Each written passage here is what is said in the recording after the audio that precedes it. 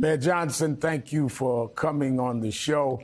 Let me go right to it. The Chicago Tribune reports more than 630 buses have arrived in Chicago and the Chicago area in the past 16 months from Texas alone, carrying nearly 30,000 people in need of food, shelter, and a new life. What response did you get from lawmakers as you discussed this deepening crisis? Well, thank you, Reverend Al, for having me on, and Happy New Year to you. Look, we have this international crisis that really requires federal intervention that local government is being asked to subsidize. Local government is not designed or built to handle such a crisis. And since I've been in office, we've had well over 500 buses show up in the city of Chicago. In fact, closer to 600 now. Over 855 flights that have come to Chicago.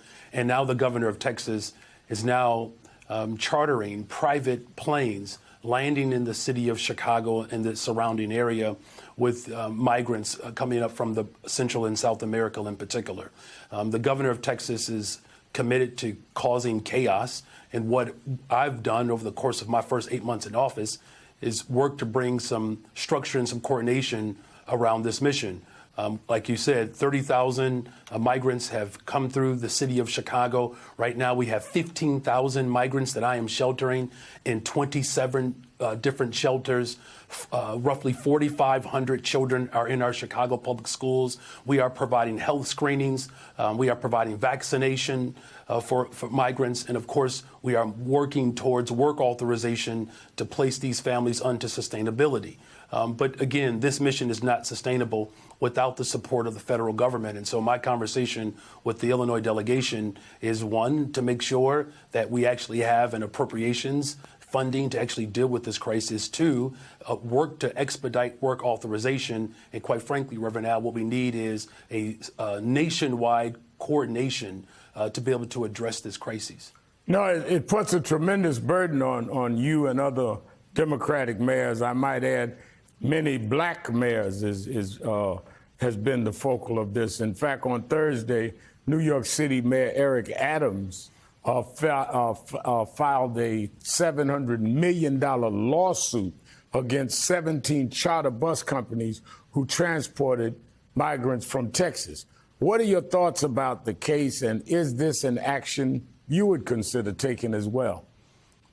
Well, you know, look, you're absolutely right about the intentions of Governor Abbott. He is attacking democratically ran cities, and particularly cities that are being led by black leaders or leaders of color. This is unconscionable, and it's a very raggedy approach. And quite frankly, not only is it reckless and raggedy, but it is evil-spirited. And so what we've done in the city of Chicago, I've passed an ordinance that calls for three things. One, that the state of Texas coordinate with the city of Chicago while buses are being sent to the city of Chicago. And so what we've asked is that the various cities apply for a permit, drop the buses off at one particular landing zone between the hours of 8 and 5:30, Monday through Friday, and then provide us what a complete manifest so that we can better prepare for these migrants. And as you've indicated, many of them are coming to the city of Chicago and throughout the entire country in very desperate, dire straits. They just need so much support. There's no health screenings at the border, no vaccinations. There's not a very clear approach to how we actually put these families onto a pathway of sustainability. And so the ordinance that I passed, other cities around the city of Chicago have passed that ordinance, again, just to bring some structure and some coordination. I know Mayor Adams signed an executive order to do just the same thing in the city of New York. And as far as this particular lawsuit, look, I think we have to do everything possible to bring some coordination and some structure around this mission. Yeah. And absent the act of Congress to invest in this mission, again, our local economies will not be able to sustain this mission. Because the lack of coordination, as you raise in your ordinance, I've seen where when Mayor Adams in New York made particular specifications in terms of time drop-offs and all with these buses, they just dropped them off in New Jersey. And I saw clips where you talked about they dropped some migrants off 100 miles away and told them they were dropping them off in Chicago. So there needs to be some real coordination here.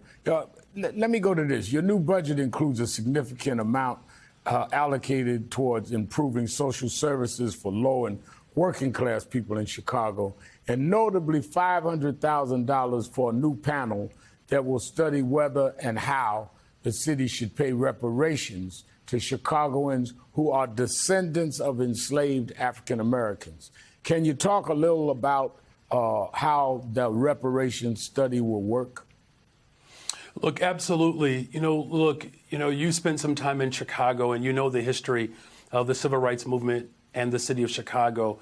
As we prepare to celebrate the life and the legacy of Reverend Martin Luther King Jr., he came to the city of Chicago fighting for housing, fighting for public accommodations, and his words still ring true today. If we can figure it out in Chicago, we can